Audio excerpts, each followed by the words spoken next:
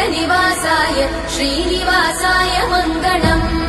लक्ष्मी सविभ्रमालोकसुभ्रूविभ्रमचक्षुषे चक्षुषे सर्वलोकानां वेङ्कटेशाय मङ्गलम्